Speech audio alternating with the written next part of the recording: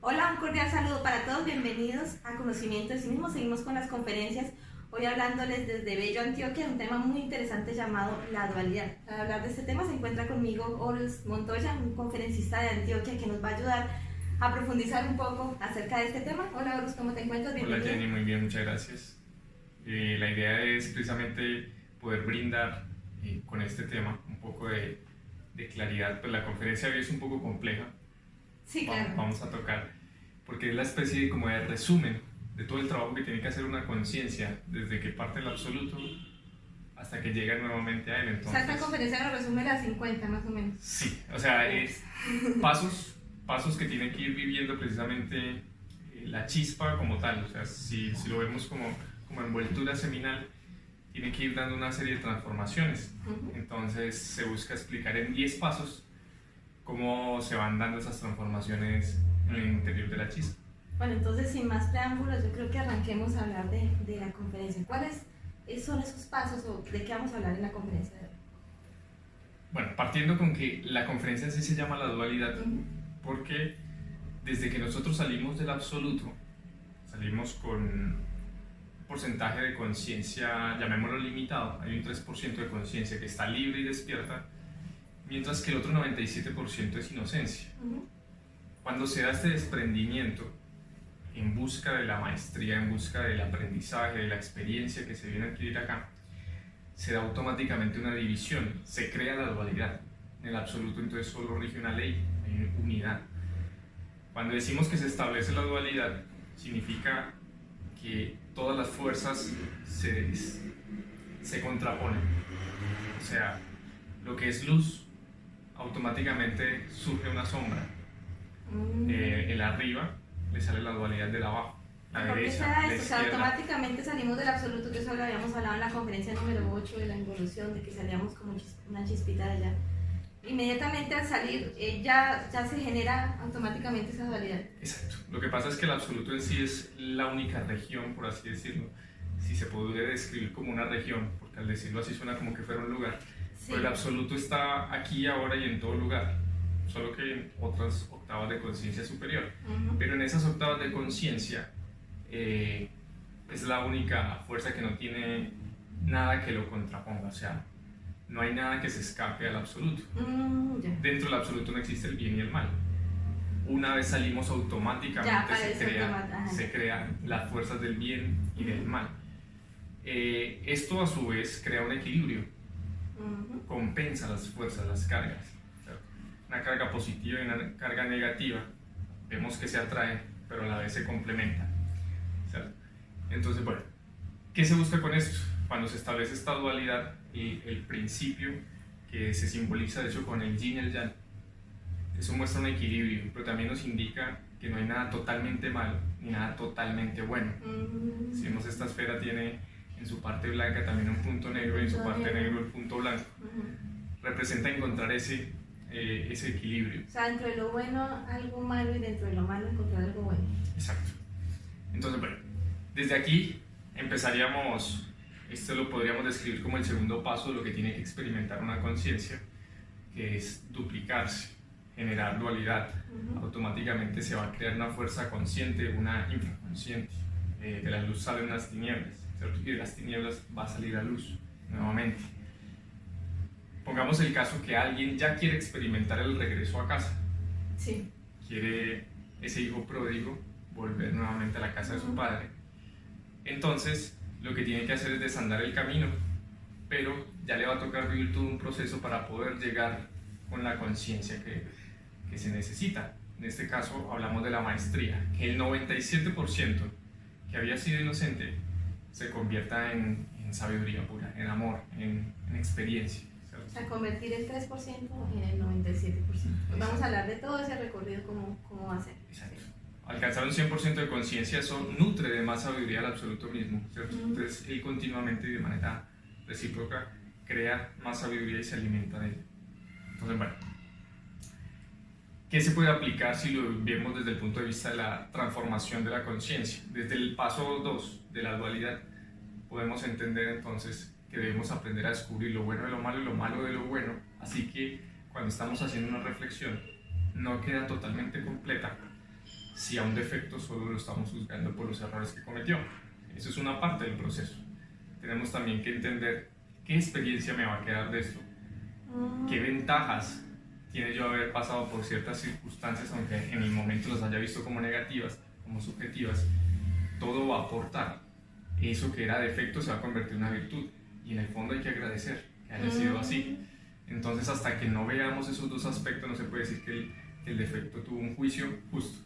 En el juicio siempre debe tener, como quien dice, la defensa. Esto nos ayudaría mucho en lo que hemos aprendido, por ejemplo, en la meditación. Estamos estudiando un defecto, pero a veces de pronto nos queda faltando esa partecita que tú dices. O sea, solo estudiamos una parte, pero la otra no la tenemos en cuenta, y de pronto eso hace que el defecto no se pueda eliminar. Exacto, se ve solo lo malo. No es que sea negativo, en ningún momento es necesario verlo así, porque estamos pasando de un estado de fascinación del yo, o sea, que siento que esto me agrada, me gusta y me comporto de esa manera y es lo natural, puede que pase a otro polo de aborrecer el defecto, pero la idea es tampoco quedarnos en eso. Ese nos da la fuerza inicial como para dejar de cometer un error, pero luego tenemos que entender la totalidad del proceso que se vivió, y entonces entenderíamos que tuvo una razón de ser eso. Entonces ahí aplicaríamos la dualidad. Pero esta fuerza dual siempre tiene que ser religada por una tercera fuerza. Cuando nacen estas dos, también hay una que va a ser la que tiene la capacidad de unir los polos opuestos. Entonces, aquí es donde surge el tercer paso, la triada. Esta triada consiste en la fuerza positiva, una fuerza negativa y una fuerza neutra. Perdón, ¿esto tiene algo que ver con lo que se habla mucho en las religiones de Padre, Hijo y Espíritu Santo? Exacto, está íntegramente asociado, porque el Padre representa la verdad, el Hijo representa la justicia y el Espíritu Santo representa el poder. Nosotros, obviamente, a través de las creencias que nos impartieron, pues simplemente pensamos que esos son tres personajes que viven lejos por allá en los cielos y tal, y no sabemos cómo aplicar conscientemente esas tres simples leyes o reglas dentro de nuestra vida práctica. Aplicar la ley del Padre, la del Hijo y la del Espíritu Santo dentro de nosotros es necesario si queremos culminar esta triada. Para lograr hacerlo, simplemente tenemos que aprender a preguntarnos qué de lo que hacemos, decimos, pensamos y sentimos es verdadero, justo y útil.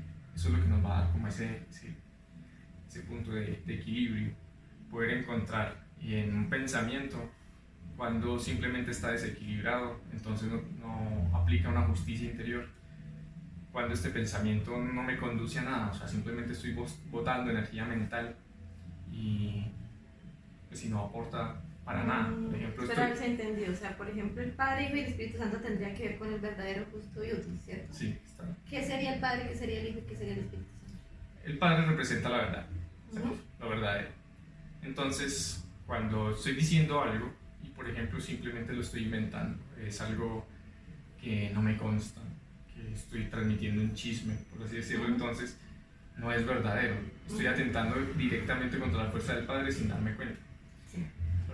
Pero bueno, la idea es irse haciendo consciente de esas cosas. No es justo, pues porque la otra persona de la cual estoy hablando no se merece siquiera eso. Es más, como diría el Maestro Jesús, el que esté libre de pecado que tire la primera piedra. Entonces no es ni justo conmigo mismo porque me estoy autoengañando. Si estoy juzgando algo en otro es como queriendo decir yo no tengo ese error. Entonces ahí también me estoy autoengañando. No es justo conmigo ni con la otra persona que estamos hablando. Ni si le estamos dañando la cabeza a un tercero con respecto a esa otra. Entonces tampoco es justo porque también le estoy creando un estado psicológico negativo. Y no es útil porque en sí yo qué gano. ¿Qué gana la otra persona? O sea, ¿qué aporta? ¿Cómo crecemos a partir de eso? No tiene ninguna razón de ser. Entonces hay que aprender a encontrar ese perfecto equilibrio en todo. Esta fuerza de la Trinidad también se ve incluso en la unión de la pareja, cuando se necesita un hombre y una mujer y una fuerza, un magnetismo sexual que los une, que los ata. Esa química que hay entre el hombre y la mujer sería esa tercera fuerza de la que estamos hablando, como para que la entendamos un poco mejor. El magnetismo sexual que se crea entre los dos, porque a través de esas tres fuerzas se puede crear. Puede estar el hombre y la mujer, pero si no hay un deseo, no hay una fuerza sexual que los atraiga, entonces, por ejemplo, no se podría ni siquiera procrear. No existiríamos nosotros. No existirían, exacto. Y lo mismo para la creación interior. Necesitamos del trabajo, de la alquimia sexual y se requieren de esas tres fuerzas. Bien, En resumen, eso sería como Trinidad. La Trinidad y lo aplicable de la Trinidad. No es tanto conocer el paso, sino lo aplicable es yo que puedo hacer que sea verdadero, justo y útil. Si lo aplico, empiezo a pasar al siguiente paso, que es el cuaternario, que es ir equilibrando esos 4 aspectos del alma que serían las funciones básicas: el hablar, el actuar, el pensar y el sentir. En estas 4 funciones básicas nosotros debemos aprender a encontrar rectitud en todo el sentido de la palabra. La rectitud no implica el ser un bonachón, o como dirían por ahí, un santo estúpido que simplemente me dedico a hacer reverencias y a hacer bendiciones y tratar de comportarme de una manera, como lo dijera, como impuesta, o sea, que yo creo que me tengo que tener un molde de qué es ser justo, de qué es... No, la misma conciencia dicta cuando algo está dentro del equilibrio, cuando algo está dentro de su cauce. Pero ¿cómo sabemos que es recto? Porque muchas veces nosotros hacemos cosas que consideramos que es recto y después nos damos cuenta que no. O sea, ¿cómo sabemos que lo que estamos haciendo, lo que estamos diciendo es recto? Para eso nos sirve el paso anterior. O sea, si aplicamos la tríada dentro del cuaternario, que serían estos 4 aspectos, me sirve de filtro. Si descubro que lo que estoy diciendo no cumple ninguno de los 3 requisitos, ni verdadero, ni justo, ni útil, entonces automáticamente se haría un descarte de que está desequilibrando esos aspectos del ser. Voy a poner un ejemplo. Sí. Digamos que yo quiero hablar mal de un compañero, ¿sí? De una persona, y mi mente me dice, pues es verdadero porque sí cometió ese error, ¿sí? Es justo porque si yo no le digo a esta persona que el otro cometió ese error, de pronto le hace daño, ¿sí? Lo engaña, entonces pues yo tengo que advertirle. Y es útil porque le va a ayudar a que sea prevenido. Entonces mi mente puede llegar a engañarme en cuanto al verdadero, justo y útil. ¿Yo cómo hago para no dejarme engañar de mi mente y saber que lo que voy a hacer es consciente? Bueno, eso desafortunadamente es como el mal papel que está haciendo la mente en esos momentos. A la mente le corresponde el juicio crítico, el juicio interior, pero el ego la termina utilizando para justificar precisamente cualquier palabra, cualquier acción y cualquier cosa. Para eso la conferencia de la meditación nos enseña a ser radicales con nosotros mismos, o sea, descubrir. Hay varias conferencias que nos van a dar tips para descubrir precisamente eso. Por ejemplo, la de ego, personalidad y esencia nos enseña la diferencia entre el pensamiento generado por el ego a la conciencia. Nos enseña la diferencia entre la faceta superficial de la personalidad, lo que hay por fuera, a lo que le interesa a la conciencia. Sí. Cuando ya sabemos discernir entre eso y escuchamos este tipo de pensamientos, automáticamente podemos deducir que esto es una justificación de mi ego. ¿Cierto? Y más por los estados psicológicos que yo sé, si no me estoy autoengañando, que estoy sintiendo, porque lo que quiero decir es porque siento una especie de rencor. Entonces, bien, ahí ya si autoanalizo mi centro emocional, automáticamente descubriría que... Sí, me parece importante lo que dijiste de ser muy rudo, muy... sí, como muy duro consigo mismo, porque a través de eso pues podemos juzgarnos a nosotros y no juzgar a los demás. Entonces ahí fácilmente nos daríamos cuenta que estamos queriendo juzgar a otros, nos permitiría darnos cuenta de ese error. Bueno, de este cuaternario lo que se busca es, el resultado final es ahorro de energía, y la energía es la materia prima de todo, ¿cierto? Todo funciona realmente con energía, pero la usamos muy mal. Si ahorramos energía mental, energía emocional, energía vital, energía sexual, energía motriz también, como resultado nosotros podríamos aplicar para la gran obra. Y esto es practicando obviamente los 3 factores para invertir esta energía, ¿cierto? La eliminación de los defectos, el nacimiento espiritual a través de la suprasexualidad y el servicio por los demás. Si lo estamos haciendo de la manera correcta, podríamos pasar al quinario. Y el quinario ya es entrar de lleno a lo que se conoce como el camino iniciático. O sea, es así ya empezar a recorrer la senda que nos llevaría al absoluto, pero con sabiduría. Entonces, ¿en qué consiste este quinario? En la regeneración del cuerpo físico, en la regeneración del cuerpo vital, la creación del cuerpo astral, mental y causal. ¿Cómo sé yo que pasé del cuaternario al quinario? Realmente no es un proceso que se pasa de la noche a la mañana, sino que es lento y gradual y progresivo.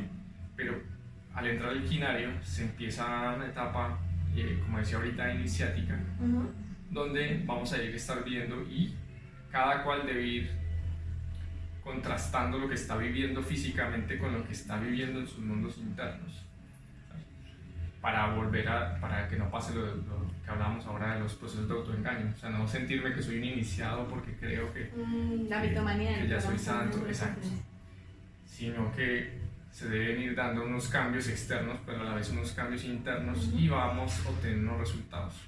La iniciación se va escribiendo sobre nuestra médula espinal con el fuego que vaya ascendiendo.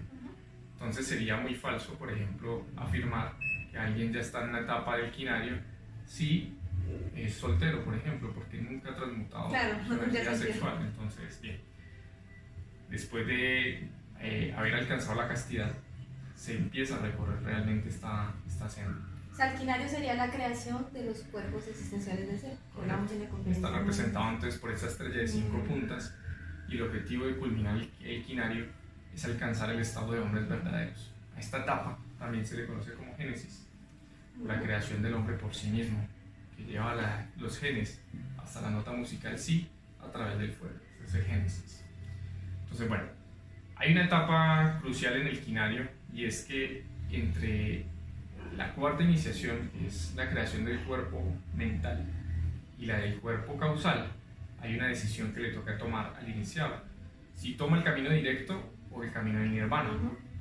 Nirvana simplemente se le conoce como el camino de la espiral, que hasta ahí le llega el trabajo, el camino, no puede continuar. Llegó, llamémoslo, a una etapa elevada de conciencia, aproximadamente se puede penetrar ya con un 74% de conciencia, más hasta ahí llegan. El camino directo lo que ofrece es la posibilidad de la liberación total de la conciencia. También se le conoce entonces como camino crístico. En otras conferencias se habla incluso de cifras estadísticas de la poca posibilidad de los que llegan realmente a estas etapas por lo duro o lo exigente que puede llegar a ser. Sí, sí, que de 1000 uno solo, de 1000 que llegan solo uno toma este camino. Entonces, bueno, habiendo culminado este quinto paso, este quinario, si se tomó la decisión del camino directo, entonces tiene derecho al sexto paso. Listo, ya. Bueno, en este sexto paso o escenario, el alma humana ya se ganó el derecho, por estar formada en su totalidad como hombre verdadero, se ganó el derecho a la fusión con su alma divina. Esta alma divina realmente todo el tiempo estuvo haciendo un papel crucial ayudando a la liberación del alma humana. Entonces es un trabajo conjunto, y en este caso ya se da esta fusión de un alma humana totalmente creada y un alma divina que estaba lista para este matrimonio simbólico. Se le conoce como el matrimonio perfecto. De esta unión se da un punto fundamental en la gran obra, y es cuando se logra la maestría. O sea, el iniciado está llegando a conectarse con los centros superiores de conciencia. Entonces, hasta ese punto nada más se le puede llamar a una persona maestro, antes no se podía llamar maestro. Antes de eso no. ¿Ves? Si estábamos hablando de la etapa del quinario, es un iniciado y puede tener alto grado de iniciación, más todavía no se considera maestro. Maestro aquel que ya se ha conectado con las partes superiores de su ser, en este caso la unión de Atman y Buddhi, que es el nombre que se le conoce al alma humana y al alma divina. Y luego estas dos almas son revestidas por Atman. O sea, Atman ya tiene el derecho de depositar toda su sabiduría dentro de estas dos almas. Entonces ya esto va a funcionar como como un espíritu de autoconciencia. ¿Quién sería Atman? Pues de pronto lo hemos visto en otras conferencias, pero sería bueno recordarlo. ¿Quién es Atman? Bueno, Atman viene a ser como la parte de nuestro ser que se encarga de generarnos los impulsos espirituales. Entonces Atman es el que está impulsando a la obra, es el Padre, la representación del Padre, más no es directamente el Padre, como lo llamaríamos, de los cielos, porque Atman es la parte más baja a lo que él se puede llegar a desdoblar. El Padre puede hacer como unos desdoblamientos, y Atman representa esa parte del ser que es como la primera, la más asequible a nosotros. Es como si el ser que está, digamos, en el absoluto, en el cielo, hubiera mandado una partecita de representación de él para que esté una parte pendiente de nosotros. Porque siempre vamos a tener una conexión espiritual.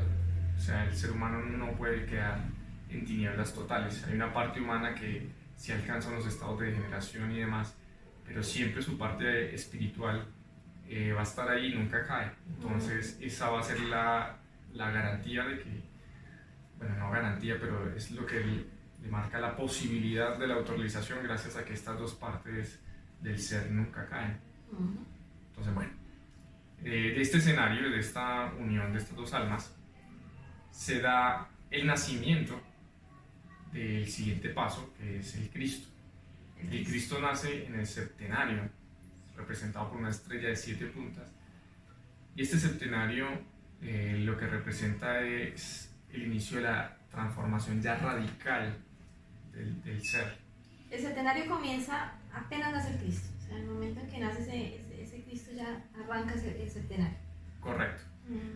Si lo hubiéramos representado como con una gestación humana, el Cristo en sí se empieza a desarrollar desde el quinario, desde la primera montaña, ¿cierto? El Cristo está ahí como si fuera un embrión, pero aquellos que toman el camino del nirvana se les conoce como abortos de la naturaleza, porque ese Cristo ya no va a poder nacer.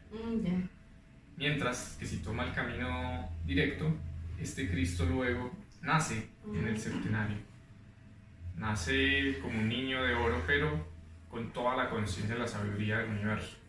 Lo que va a tener es que empezar a seguir el proceso de perfección dentro del ser humano para poder manifestarse en su totalidad. ¿Qué trabajos debe hacer este Cristo para poder desarrollar este paso que es el septenario? Bueno, básicamente él viene a eliminar los yoes causa, o sea, la raíz de todo ego, de todo defecto, tiene unas causas, son partes imperceptibles de nuestra conciencia. Estos 7 yoes causa, los 7 pecados capitales, lujuria, pereza, gula, envidia, ira y demás, realmente no se manifiestan tal y como creeríamos nosotros, sino que están en unos planos tan sutiles, precisamente causales, electrónicos, que solo el Cristo puede descubrirlos y eliminarlos. Entonces, si el Cristo no nace en el interior del hombre, en su corazón, no va a haber la posibilidad de la erradicación total del ego, haciendo de que este tarde o temprano se reproduzca, que es el problema que se le genera a los nirvanas, que en algún momento el ego que habían logrado eliminar para llegar hasta ese estado se va a reproducir, para volver a quedar en la etapa inicial. Tendría acá otra pregunta. Acá cuando ya nace el Cristo, ¿sigue habiendo un proceso, un trabajo en la transmutación sexual o ya ahí ya terminó? No, ahí se debe, por el contrario, intensificar el trabajo sexual, porque aparte también se tienen que seguir haciendo creaciones y destrucciones, lo podríamos decir de esa forma.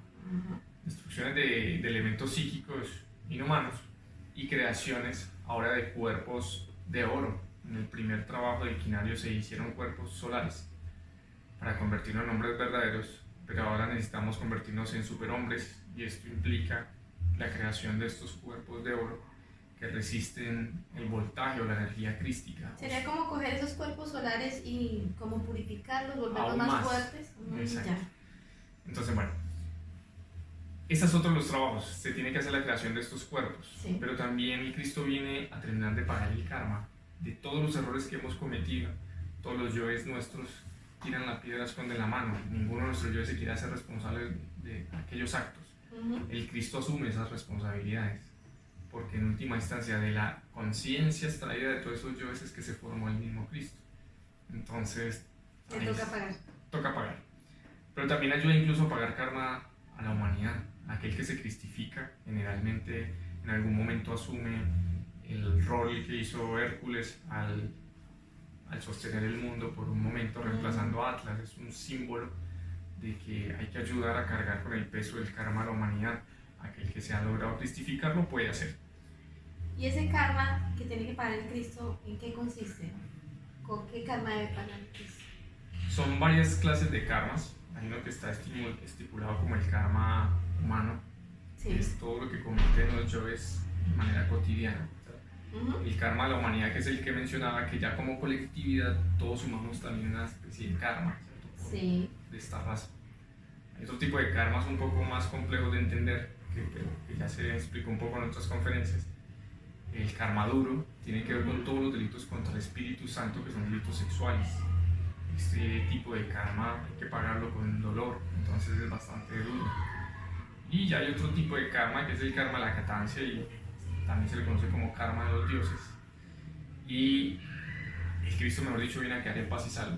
Cada uno de estos tipos de karma, llamémoslo, que todo lo más fácil sería las cosas del karma humano, de cosas básicas, pero hay karmas realmente bastante duros y hacen que esta etapa del trabajo sea bastante difícil. Bueno, digamos que ya hizo todos los trabajos que tenía que hacer, pagó el karma. ¿Cuál sería el siguiente paso? Bien. El siguiente paso se le conoce entonces como el octonario. ¿En qué momento empieza el octonario? La finalidad de esta segunda montaña, que es el septenario, se da con la muerte radical.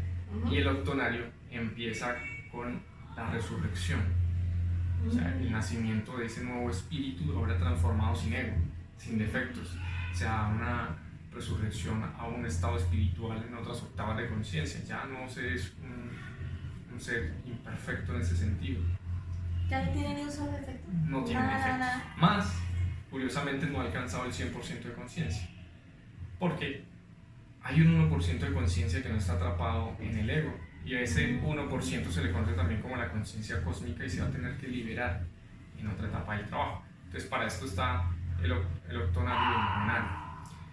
¿Qué se debe hacer en el octonario? Básicamente ahí marca la etapa que se le conoce como tercera montaña, y es la montaña del servicio, sacrificio por la humanidad. En esta tercera montaña, el iniciado debe conseguir un discípulo que se encargue de sostener el conocimiento por la humanidad para que no, como se dice, no dejar en tinieblas totales a la humanidad. ¿Uno solo? ¿Eso suena fácil? Suena fácil, pero realmente el requisito es que ese único discípulo llegue a la segunda montaña. No, entonces ya no. O sea, que tome la decisión del camino directo bien. Que se convierta en un Cristo también. Exacto. Y es muy difícil encontrar a alguien que lo logre, entonces por eso se puede llevar eternidades en esa búsqueda. Bien, pero no se puede autorrealizar a alguien dejando a solo la humanidad. Siempre alguien tiene que continuar con lo que se llama la cadena de los inmortales. Tiene que unir un eslabón más. Alguien tiene que quedar con el peso del planeta, como lo hablamos ahorita. El conocimiento, bien. Entonces, este es el trabajo básico en el octonario y se debe rescatar el 1% de conciencia. Esto se va a dar entre el octonario y el novenario, que sería el siguiente paso también. El novenario, que está representado por 3 triángulos que se unen formando una estrella de 9 puntas. Este novenario representa una fusión muy importante, porque el ser, en estos desdoblamientos que hemos mencionado, se estuvo dispersando, adquiriendo ciertos grados de conciencia y sabiduría. Y de esta dispersión, luego toca hacer una integración de toda la conciencia que se adquirió. Hubo una parte que estuvo haciendo el papel, llamémoslo, antagónico, que se llama Lucifer. Lucifer fue el que todo el tiempo nos sumergió en esos estados de conciencia, nos generaba impulsos y deseos egoicos con los cuales cometimos una serie de errores, pero como de estos errores lo que estaba quedando era luego experiencia, sabiduría, conciencia, amor, y se extrajo. Entonces ahí entendemos el verdadero papel de Lucifer. Sí, aquí sería bueno explicar eso porque todos tenemos el concepto de Lucifer como malo, como el diablo, como... ¿Quién es realmente Lucifer? ¿Qué papel cumple en este caso? Bueno, realmente Lucifer significa luz y fuego. Luz representa la sabiduría y el fuego representa el amor. Realmente en este momento es nuestro adversario, por eso la palabra Satanás también se le conoce como el adversario. Y es porque tenemos que generar una lucha constante contra ese deseo, contra la fuerza que hace que nos decantemos siempre por el ego. Él nos pone la tentación para que estemos cayendo en el deseo. Exacto. Pero si no fuera por ese deseo que impulsa a las cosas, tampoco nacería el Cristo. Y solo en la tentación se puede probar la verdadera santidad. O sea, no se puede probar si alguien es casto si nunca es tentado por lujuria. No se puede probar si alguien es honrado si nunca es tentado a robarse algo. O sea, que cumpliría como el papel del gimnasio que nos vuelve fuertes. Entrena continuamente. De ese entrenamiento sale toda la conciencia de un Cristo. O sea, que ahí ya lo vemos como fundamental. ¿No es tan malo entonces? Correcto. No es que sea malo, es el papel que le corresponde. Es más, no es ni bueno ni es malo. Está más allá del bien y del mal. Sí. Resulta que, obviamente, desde el punto de vista del papel que tiene que hacer, Sí. Va a ser como en cualquier telenovela, que la persona, si se identifica con el protagonista, va a odiar al antagonista. Más él simplemente está cumpliendo con un papel. Lo mismo va a pasar con el Lucifer. Está haciendo el papel antagónico, más es necesario que haya este drama para que pueda haber la liberación de esta conciencia. Okay. Entonces ahí nos damos cuenta que es un papel fundamental, y volveríamos a lo mismo con lo que yo empecé, que nada puede escapar realmente del absoluto, o de la voluntad o la conciencia del absoluto. Entonces sería ilógico decir que Dios tiene un enemigo. Claro. O sea, no tiene sentido. Porque solo fuera el absoluto existe esa dualidad. La enemistad solo existe en el absoluto. Para el absoluto mismo no existe jamás dualidad. Entonces no existe a quien odiar, ni quien le lleve la contraria, ni nada. Eso se puede leer claramente en Job, como Lucifer o Satanás se presenta ante Dios, y vamos a ver ahí una conversación simbólica que están teniendo ellos, donde se nota que no hay para nada esa una riña entre ellos dos. Correcto, le pregunta a Lucifer dónde andaba, de recorrer el mundo y sus alrededores. Una conversación un poco casual. Sí. Eso trae trasfondo un simbolismo, pero es como para dejar claro que ahí hay un mensaje también, donde dice: ya has visto a mi siervo Job, como es de fiel y demás. Ah, sí, pero porque usted le da mucho, pero yo le digo con mis palabras, porque no me sé la palabra, sí, claro. la Biblia textual, pero vea cómo es de fiel, y él le dice: con mis palabras diría, porque usted no tiene muy consentido, déjeme que yo le ponga una serie de pruebas y ahí vemos. O sea, y que digo, los dos están trabajando para ayudar a esa persona a crecer y que se vuelva fuerte, entonces realmente... Y le pone una serie de pruebas con el consentimiento de Dios. Si lo viéramos realmente como ese ángel caído, rebelde, él no tiene ni que estar visitando a Dios, ni que pedirle permiso a ver si le dejan ponerle unas pruebas. Se supone que odia a la divinidad y que hace lo que le da la gana. Pero ahí vemos que está subordinado. Él le dice hasta dónde llegar. Le dice: bueno, pero no toques con su cuerpo. O sea que hasta el mal está en un control del absoluto de Dios. O sea, correcto. El mal simplemente es un elemento que... absolutamente nada se escapa. Esto nos deja ya un concepto un poco más amplio y claro de por qué, y tiene mucha razón ciertos ateos al preguntarse: pero si Dios existe, entonces ¿por qué no acaba con la maldad? Y no tendría sentido, porque de la maldad es que estamos aprendiendo. Entonces, bien, si entendemos bien ese papel, cuando alguien libera la fuerza crística, significa que logró vencer a su propio Lucifer en su tablero, en su juego. Sí. O sea, se logró negar a las tentaciones, a los deseos, a esa fuerza que le implantaba Lucifer, y él mismo lo va dotando de la luz, o sea, de la sabiduría y del fuego. Entonces eso se le conoce como robarle el fuego al diablo. Entonces, bueno, ahí en otra parte de la Biblia también se menciona, por ejemplo, cuando Jesús le está diciendo: Satán, Satán, escrito está que al Señor tu Dios no tentarás y solo a Él obedecerás. Para que Él obedece en sí es a Dios. Listo. Y esta particularidad de conversación y cosas que se perciben en la misma Biblia, entonces nos indica el real papel que está haciendo. Bueno, en otras conferencias se podría profundizar un poco más de esto. La idea es estamos hablando entonces del novenario, ¿no?